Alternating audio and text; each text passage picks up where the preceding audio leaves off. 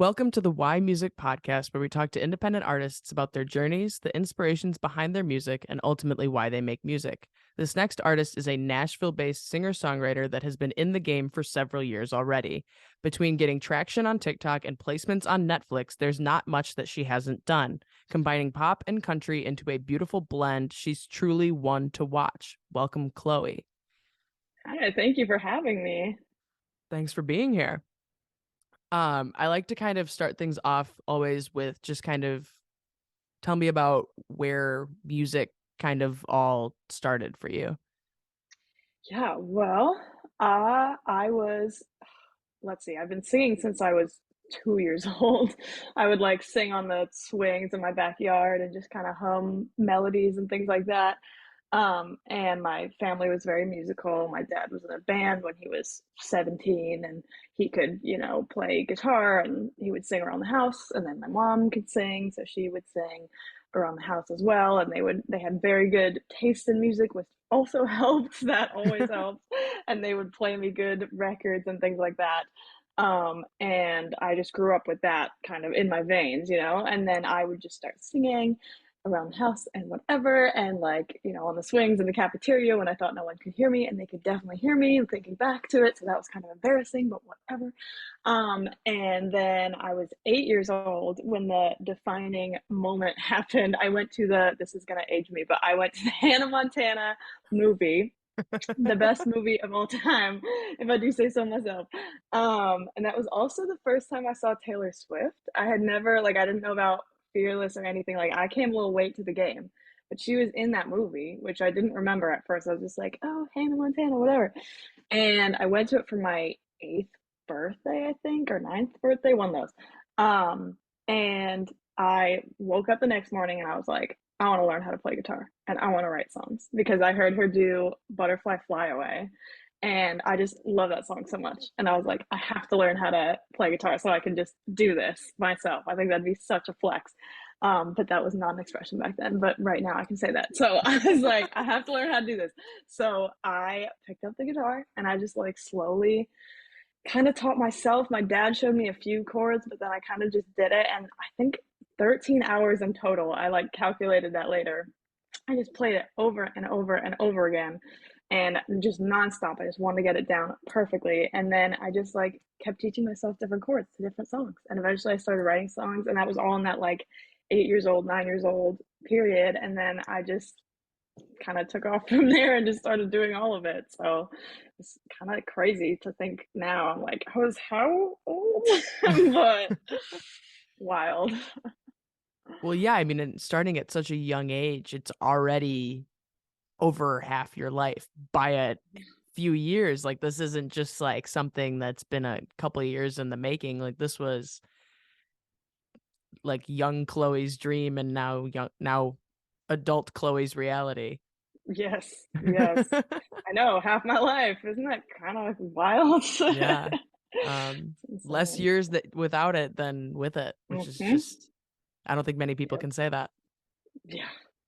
Um, so when you started writing, was that kind of when it was transforming into something that was like, this is what you want to do? Or was it literally in that Hannah Montana moment that you were like, okay, I want to do that? Like, where was it that you were really like, this is the dream? This is what we're doing.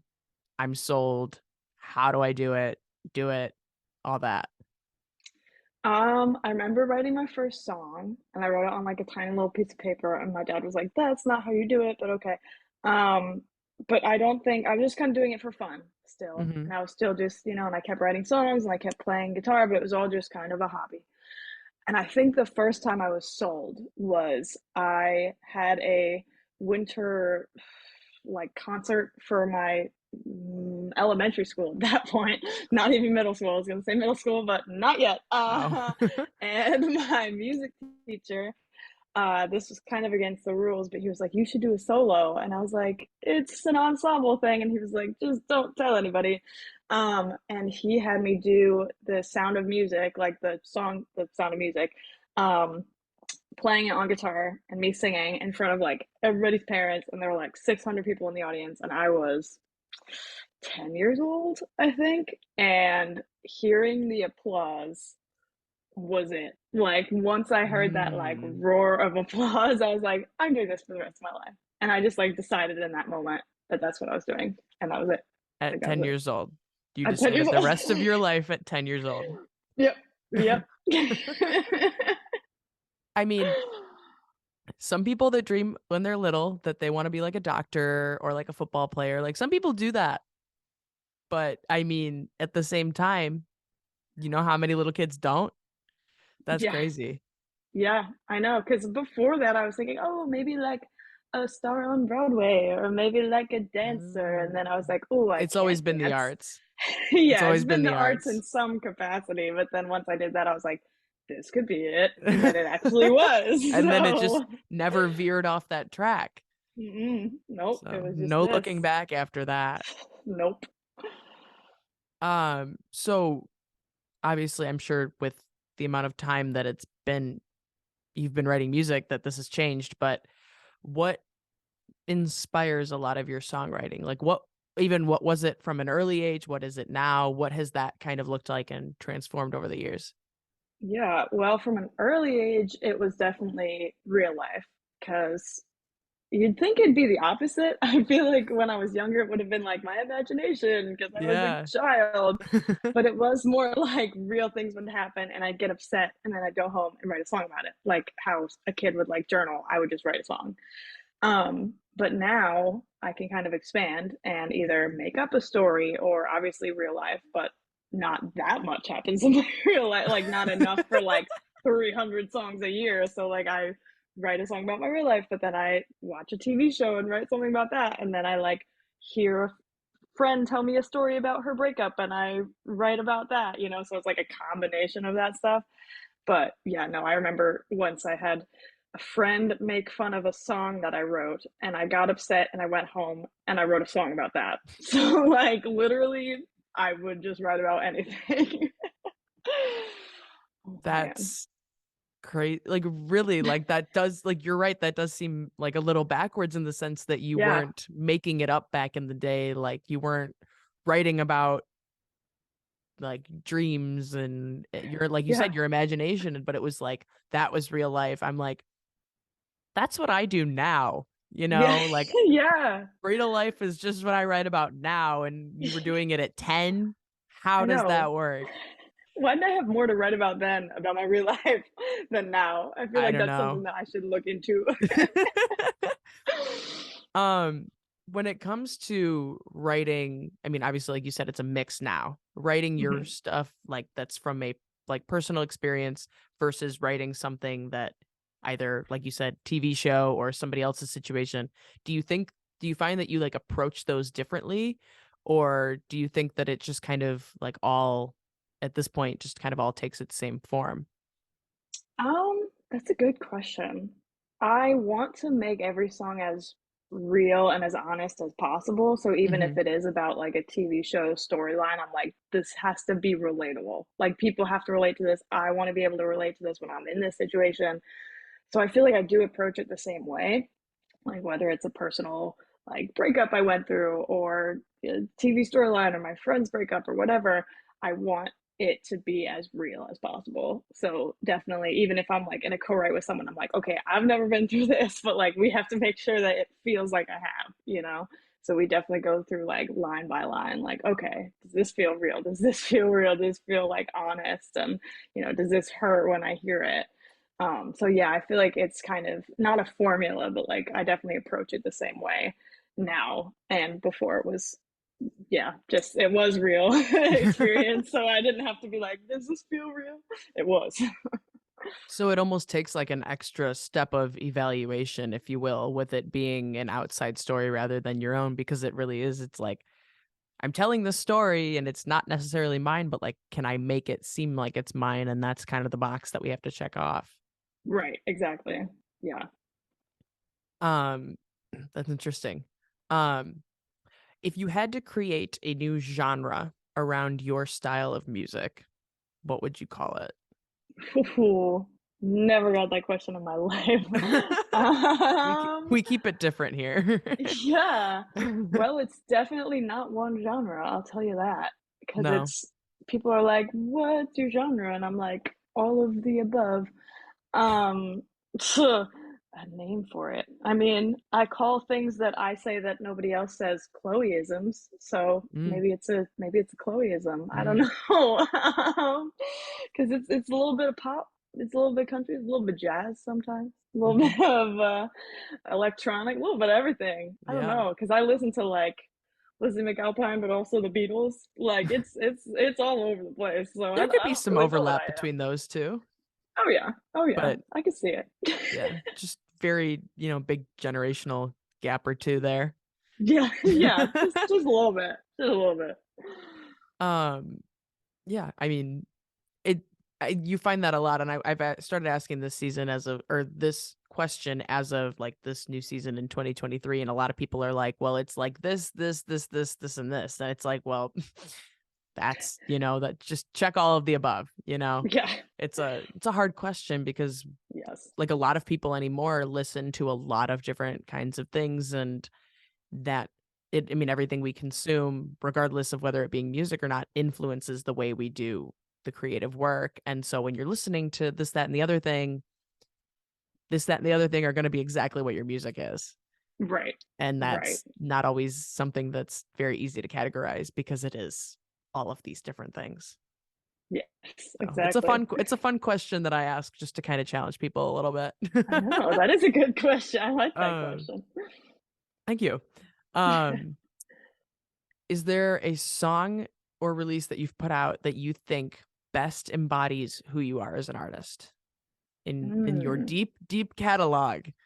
Which one is it that you would pick to kind of like, if you had one song and one song only to sell somebody on your music, on being your like next fan? What song do you show them? I think it's the song "That's on You." That's on You. Mhm. Why would you pick that one?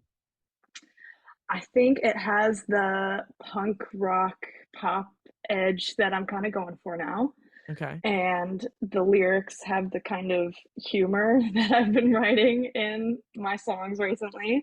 Um, but it's also like the lyrical, not complexity, but like the storylines that I've kind of wanted to put more in my songs recently. Because again, the problem with releasing songs is that I'm writing way more than I'm releasing, and I'm like, oh, I wish I could just like release every single thing that I'm writing, but like I don't have enough money for that. To be real, but um, but yeah, I don't know. Something about that song, like when I'm sending people songs, they're like, send me like 3 songs. I always put that one at the top because I'm like, it shows the lyrics that I'm writing, but it also shows like the style of production that I want for my production to sound like in the future, you Hmm. know? And I just think it's like a good amalgamation of like everything that I'm doing right now. So that and Do It for the Plot, which is my most recent one, but I think That's on You has more of like the lyrical sensibility of what I'm doing. So So less of like, this is the all, like this is me in a nutshell of the last however many years. It's more so like, this is what you're going to get moving forward. yes. Yes. Interesting. Mhm. Do you have one as far as like summing up the last however long? Like, is there one that you think out of the Ooh, last chunk of time that sums up all of the backlog? yeah. Oh, you asked the real questions. Maybe, maybe somebody else's. That Somebody might be, else's? yeah. I think because that has more of the like country tinged edge to it, but also like the lyrical vibe of the more past ones of Okay. like those songs that I released in like 2021. And yeah, I think that's more of like that's the That's past, summing and it then That's up, on You is the but That's future. on You is what's upcoming. Okay. Yes, yes. Well, here is a snippet of That's on You.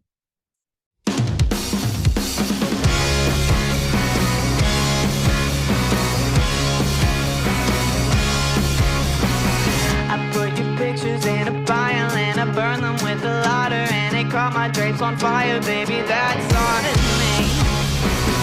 And then I I put some Gimme Shelter on the stereo and blasted it. My neighbors think I'm crazy now, and that's on me. And I'm so happy that you're happy. Oh wait, psych. Your girlfriend thinks I need therapy, cause I keep liking pictures from 6 weeks ago of you and me.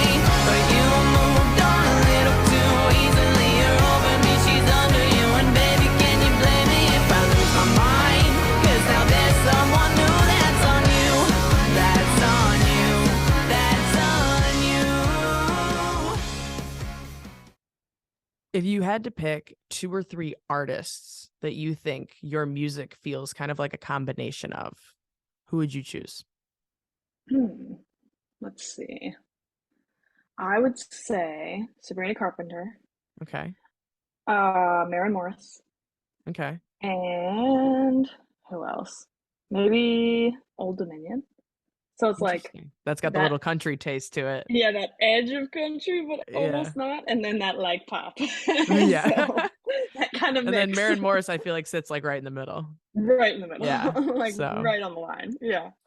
are there different aspects of each of those artists and their music that you think is what kind of feeds into yours, or is it just kind of like that conglomeration? Like, are there different like pieces to the puzzle from each of them, or like what made you choose those 3? Yeah. Well, they're like my 3 top artists, first of all. Okay. But I love the production on Sabrina Carpenter's new album. So I would say her production, and then Maren Morris's lyrics and production on her like second to most recent album. The name is escaping me, but I was obsessed with that album when it came out. So I'm sure that that's in my Mm-hmm. discography. Like I probably wrote that way in some way. And then Old Dominion, probably their lyrics, I would say. Because again, I listen to them so much that there's no way that they didn't leak into my music Right. somehow. So yeah, I think but it's also a combination. Like if you put them all together into a thing and then like it came out, it would probably sound kind of like me. Just a little bit. No, it's crazy how like I've noticed it more recently for myself, and it's kind of what you're hinting at. Like when you listen to something kind of like regularly, or it's like this is a lot of the type of stuff that I'm listening to, you see it kind of feed into it. Like when Noah Kahan's like latest album came out, when Stick Season came out, I listened to that a bunch, and then I wrote like some of the lyrics that I wrote for one song were kind of like that, and I was like, this is something I've never done before, but I'm Yeah. kind of loving it. So like let me listen to that some more, and then maybe Yeah. it'll happen some more. Mhm. But it's crazy how that like as like artists or songwriters, you kind of take almost direct inspiration without even knowing it. It just kind of feeds into it Right. blindly without you even really being able to recognize it at first. Yeah, no, it's wild because I've been listening to Lizzie McAlpine nonstop. I don't know She's a what big is one wrong right with now. me. She's a very big one right It's now. like that album's on repeat, and I wrote a song recently, and it sounds like nothing I've ever written before, and I was like, oh, it's Lizzie McAlpine. Because at first I was like, wait, why? Why did I do This is this? just my take on Yeah. Lizzie McAlpine. Because I was like, what is this? What just came out of my I didn't pen know I right could now? write words like this before. Yeah, what? Does that happen for you typically in a fashion of lyrics, or does it ever happen in the way that you like put together different melodies or like chord structures or anything like that? I mean, all of the above. Okay. It's a lot of times it's chords because Okay. I'll hear cool chord combinations that like Sabrina Carpenter does, and I'm like, okay, stealing that. Yeah. And then of course the song is like completely different, but it's just like the same chord layout. Mhm. But yeah, chords will inspire me a lot because I love new chord combinations. That's like one of my favorite things. But I tend to stick with the same kind of lyrics that I do. And melodies sometimes will change. Like these melodies that I did for this like Lizzie McAlpine song, I was like, that's not something I would ever write in my actual songs. Like, what is this? Right. But yeah, I think chords are definitely like I'll always look up like, what's the chords to my current favorite song? And I'll just like write to those chords and see what comes out, you know? So that's always fun. Interesting. It's like a fun Yeah. exercise. I should probably try that. I use the same few chord like Yeah. progression wise like all the time, and I use the same keys. It's just we need a little variation in our life. Put a little spice in Oh there, yeah. you A know. little spice. Yeah, just a little bit. What is an outside passion of yours that you feel impacts who you are as an artist? Ooh, well, I read like crazy. I'm Mhm. reading a book a week this year.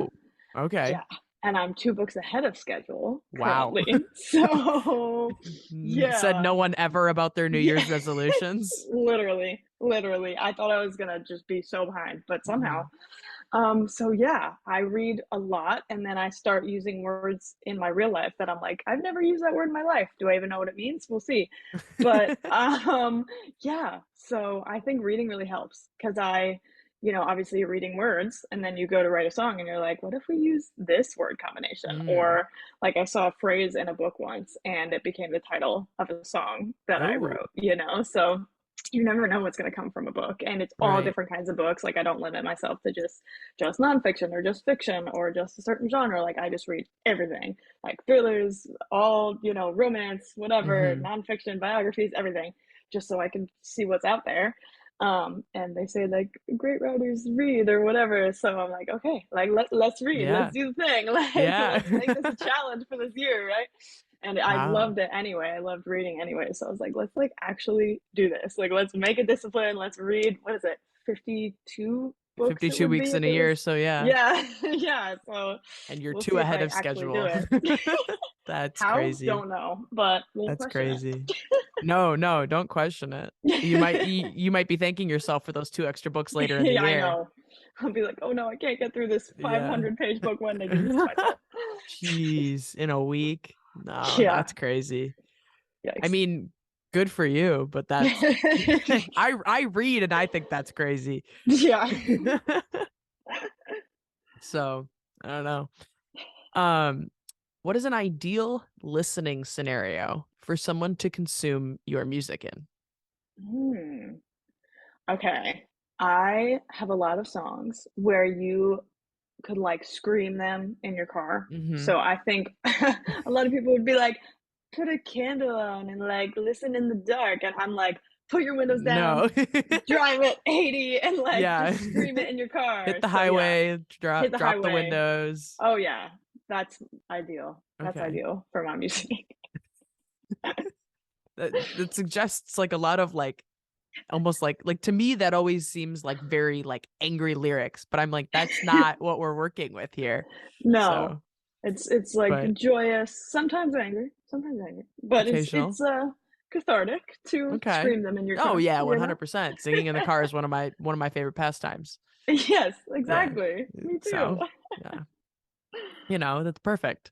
Yes, And I feel like that will apply to a lot of people. People will enjoy doing yes. that. So now they have new music to go yell in the car. There you go. So perfect.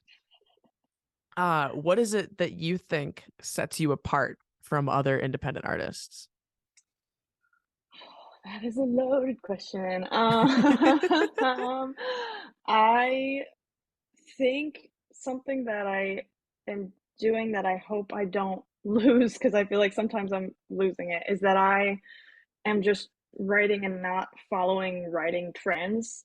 Like, I think in Nashville, there's a certain way of writing sometimes, and I just am like, la la la, I'm just gonna write whatever I want to in my bedroom, and then I just do it, and then I release things, and people are like, wow, I've never heard that before, and I'm like, on purpose, and I just like, hopefully, I just keep that because sometimes I Hmm. write and I'm like, this sounds like I'm trying to be someone else, Mm. and I know when I'm being inauthentic, so I hope that I can like hold on to the part of me that was like freshly moved to Nashville at 17 and like Mm. didn't know anything about how it works here and like whatever, and can just write in my bedroom about feelings and just write like me, and just I want it to sound like me and be so genuine to who I am, Hmm. and like I think like do it for the plot and that's on you. Like I don't know. I haven't really heard that kind of thing other than in my own head. So Hmm.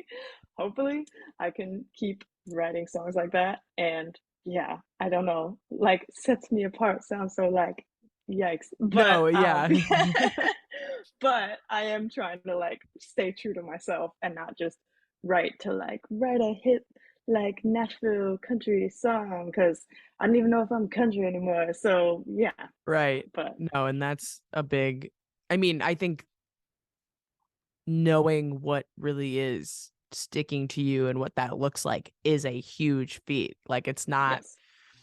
it's not an easy thing necessarily to know because like it could like the whole Lizzie McAlpine thing we were talking about earlier, like you Hmm. writing in that way, like could be something that you perceive as inauthentic, or it could Hmm. be authentic and it's just, you know, a different take. And it's like Right. where that like very thin line of what is true to me and what isn't is it, like I said, it's a very thin line. And so finding Yes. where that kind of is not always the easiest thing. And especially being somewhere like Nashville, like you're constantly surrounded with this, that, and the other type of music. And Yeah. it's very easy to get lost in Hmm. what really like easy for you to lose what it is that is true to you. Um, with kind of deciphering what is authentic to you and what isn't, what does like what made you kind of look at some of the stuff that you've done and be like, that feels inauthentic, but this feels authentic? Like, where is that line for you? Like, what is that sort of filter, if you will? Yeah.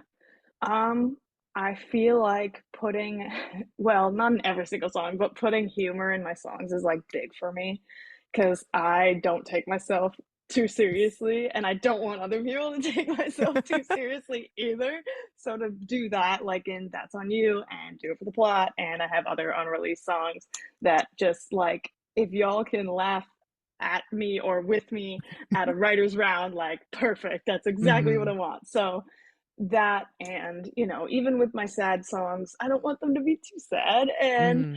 I don't know, when I have songs that I love, but they are very like cut and dry. This is a country written song and this is a Nashville written song, and I'm Hmm. like, it's less me and it's more just like it's a good song, but it's, yeah, like, Hmm. and even co-written songs, I want to make sure like this is for me as an artist, so like I want to make sure it has more of me in there, and I just want to hear my voice. I think that's what it is, Hmm. because it's not like a definite thing, but it's like hearing my voice in the lines and the melody and everything in the song. Like if I sent a song to my parents, for example, and it was like co-written and they couldn't really hear me in it, then I'm like, okay, then maybe this isn't the one. But if they like send it back and they're like, oh, like I can hear you in the chorus or whatever, then I'm like, okay, then it's fine. So I feel like that's where I kind of draw the line a little bit. Yeah, I mean, that's ultimately the most important thing is like if you're, I know some like the I've had this conversation several times, especially in the last week, is the whole fight, if you will, between kind of that habitual routine in writing and Mhm. like the inspiration striking kind of writing, where it's like some people take it like there's two sides, there's two schools of thought with that, and it's like you write when you're inspired or you do this on a like consistent basis to build up that sort of like creative muscle. And you kind of have to find somewhere in between, because if you're just running off of inspiration, you could write 6 songs this week and then not write for another 3 weeks. And that is a dangerous game to be playing if this is the livelihood that you're living. But at the same time, it's like when you're forcing yourself to write, you might be forcing yourself, like you said, like you wrote like a Nashville style song or a very country style song, and that didn't feel true to you. The more you kind of force yourself to write, the more you can kind of fall into this isn't really me, you Right. know? And so Right. that's the real like dangerous game to play is, am I writing this because this sounds like me, or am I writing this just to write? And then where does that line kind of draw, especially like when you write something that's good and then it's like, well, this still doesn't necessarily resonate with me in the way that it should. Like it's a very, very gray area, Yeah. and it's a Yeah. very hard thing to kind of do. Um, do you write like regularly? Do you like, are you, does inspiration just strike that much? Like what, how does that like, No, unfortunately. I wish it did. I have about 3 or 4 co-writes scheduled per week. hmm Um, and then I leave Fridays open for writes with myself because that's something that I really don't want to lose, is the skill to hmm write by myself. And sometimes I don't do it. Sometimes I do, because sometimes That's I'm life. really just not That's life. inspired, Yeah. or I'm just drained. And, because if I do three co-writes, then I'm like, I never want to write a song again in my life. Or I'm like, I'm all juiced up. Sometimes I come home from a co-write and that night I write a song, which happened Mm, like last week. So sometimes I'm all like fired up and I'm like, like something we said in that really makes me want to write a song. mhm. So it just depends on what I, am inspired by or whatever.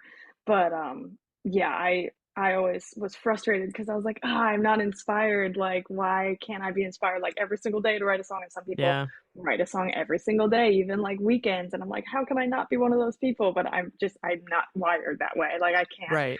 do that. I can write something every day, but it has to be like a story or a poem or like an idea. It can't be a whole Mhm. song every day. I would drive myself crazy. I Oh, can't do that. yeah.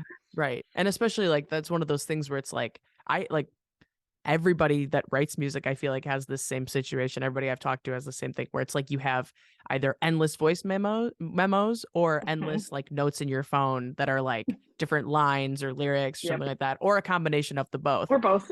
I'm both. And yeah, so like and like for me, it's like I'll have a piano idea and that'll be in my voice memos, but I'll write like a chorus, but I'm like, I can't if I try and finish this song like all in one swoop, sometimes it won't click and or I'll write something and it'll be just garbage. Other times Yeah. it'll work, like and those things are the things that you if it kind of just transforms naturally, then you're on a right track. But if you're kind of like, Right. okay, I wrote this, I need to finish this, you're probably not going to enjoy the result. You're Yeah. probably not going to be able Yeah. to look at it later and be like, this was worth it. Right. So, but then the downside is then we leave those notes and they just kind of sit there for however many years.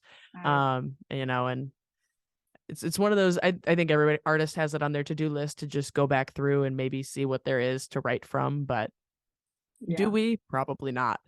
Yeah. That's It's that's the hard. tricky part. So no, but I mean, I think probably the best way to do it is just kind of taking it a little bit at a time, or Yeah. even just like getting in the habit of writing something every day. Yes. But if you're sitting there and you're like, that's where the self-awareness kind of comes in. And it's like, if you're aware that this isn't what's going to work for you, then don't do it. What Right. works for somebody else isn't what necessarily is going to work for you, isn't what Yeah. necessarily is going to work for the next person. Right. So you kind of like, that's another give and take kind of situation where it's like, I want to do it this way, but like, I can try it. Mhm. If that don't work, then okay, it doesn't work. You can't force that kind of thing, especially if you want to get the good results. Like, Yes. it's where it's finding that balance between the consistency and the creativity and just, it's a tough kind of balance of all things. It's literally kind of just where life intersects with this like crazy art stuff that we do. Yeah. Yeah. It's because everything is routine, everything is habitual, but then you get these things that are pretty inspiration driven, and that's not exactly something that's very much of a ritual. So Yeah. Yeah. it's a tricky game, but Yes. writing a little bit every day, that's the that's the key, Yes. a little bit Exactly. at a time, baby steps, Baby baby steps. steps, taking advantage of the moments that you can, and then if not, something, Yes. little something. Yes. Um, Stepping off of my soapbox for a moment, what impact do you want to have with your music and your artistry? I Well, first of all, I would just like people to be able to connect to my lyrics and feel like they're not alone Hmm. in situations, because I think that was what drew me to music so much, was when I was a kid and I would hear a song and I was like, "Wait, they're going through this too? Like, I'm not alone in this feeling? Like, what a revelation this Hmm. was?" And to write music and have other people have come up to me at shows and been like, "Wow, I'm going through that exact same thing, like, I feel that exactly, like, man," and that is, like, the best feeling for someone to come up to me and say that. Um, And I think my goal was always to like have a room singing lyrics back to me that Mm, I wrote, because I just like wrote them in my that'd be bedroom, and crazy. to yeah, that's like the ultimate dream. I don't care if it's just like a room of 5 people. That would just be Right. insane. So yeah, I don't know. I just think for people to be able to connect with what I'm saying and for it to have that kind of impact. I've already had people on like my live stream saying, you know, your lyrics like saved me and changed my life and things, which I can't even like wrap my head No, around, because I'm that's like, what do you mean? Like, I'm just a human being. How did I right. save your life? I Like, just I can't wrote do this in my that. bedroom and you're trying Yeah, to tell me this changed your life? I can't even like these. Yeah, no, but yeah, I feel like I've already made more of an impact than I ever thought I could have even imagined. So I'm just grateful for that. But yeah, I don't know. I think that's really insane. And for my lyrics to have already made so much of an impact, and I haven't even released like songs that I'm starting to write songs that are more kind of about my life. And I wrote a song called 20 Nothing about like being in your 20s and feeling like you're 20 nothing. And I kind of Mm, want to release that one, and, you know, just more internal feelings and thoughts. mm, And hopefully, when I release those ones, I want people to be able to be like, oh my gosh, that is my life right now. Because mm-hmm. that is my ultimate goal, for people to be like, okay, I'm with you here. Like, Yeah. let's get through this hardship together, right? So I feel like that's where I'm at right now. No, I mean, the saying goes, music is the universal language. And as much as I hate that phrase, it's true. It's Like, true. like that is a big driving force behind not only the person creating the music, but the people that are drawn to it. Like, Yes. it just kind of creates a sense of community. That's why there are like these huge fan bases behind some of these big artists. It's like, and then those people then are like a community within themselves, like even taking the artist out of the equation. Yeah. It's crazy. But that's the power that music has. Yeah. And, the more you can ride it, the better. Yes. So It's insane and so cool. yeah, it's mind-boggling beyond belief, Yes. for Yes. sure. Well, I think that brings us to the last question that is kind of the whole basis of the podcast. So ultimately, why music? Mm. Well, I can't imagine doing anything else, for starters, since I was 8 years old. And I Yeah, I don't know. I've thought about it. Like, what if I just went to law school? Or what if I just Mm, worked at a coffee shop? Or what if, and it's not, I can't, because it's like something in me has to do this. Like, I yeah. have to do this. And my favorite show of all time is The Marvelous Mrs. Maisel. And I feel like that show explains it so well, even in like the first episode, um, where one of them is like, if I could do anything, if I could like eat a head on a stick, I would do that instead. But like I can't, because this is it. Like I have to do this thing, and I was born to do this, and this is all that I have to do, and that's it. Like I literally have to do this, and I love it so much that it's the Hmm. only thing. Like it's the only thing in my vision, you know. And again, it's about the community, and like now I've built this fan base on TikTok, which I'm so grateful for, and like I know these people, and I've known them for years now, which is crazy to think, and they're like graduating college, and they're like, oh, I'm going on with my life, and I'm like, I like know these people, and some of them I get to meet. Like people have driven like 15 hours to get to see me play live, which Wow. is insane. I know. And like it's such an insane community, and like I wouldn't have that if I did anything else, you know.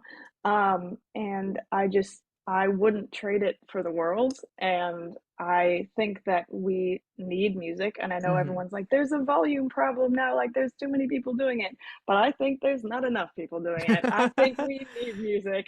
And I think there's always going to be a space for music. And like, I think we'll just always need it, and there will be a time for everybody to make it. And you know, you can just like there's Lizzie McAlpine now, but then there we'll need a Lizzie McAlpine in 10 years. And then, in 10 years from now, and there's Taylor Swift, and then there will be a Taylor Swift in 10 years and whatever Mhm. else. So I don't know. I just think we need music, and music is what like brings people together, and that's what community is, everything. And like even during COVID, like everyone was apart, but then music brought everyone together, and Yeah. it was just everything. So Yeah. I mean, that's a really good kind of way to sum it up. It's like, it's just that powerful. And to yeah, be able, like, it feels like if you have the ability to contribute to that in the way of like creating it and you don't, you're doing not only yourself, but like the people that would consume that a disservice because you're not yeah, creating that. yeah, And it's, yeah, I mean, everybody comes on here and is like, well, why not music? I mean, like, it's just yeah. the people that are doing it would do anything to be doing it and Mhm. would give up anything to be doing it. And it just shows the like, with that much of passion going into all these different artist projects, like the result, that's why it has the level of impact that it does. It's that the people behind it are just that passionate about it and Right. just have that much to put into it, like pouring out everything they have into these songs that then are paying off in the form of resonating with all these different people. Yeah, It's crazy. it's a powerful thing. It's a very powerful thing. It's crazy how powerful it is, but it's awesome at the same time. Yeah, so cool. Yeah. All right. Well, I think that brings us to the end of this episode of the Why Music podcast. Check back again next Tuesday for another conversation with another independent artist. Thanks for listening.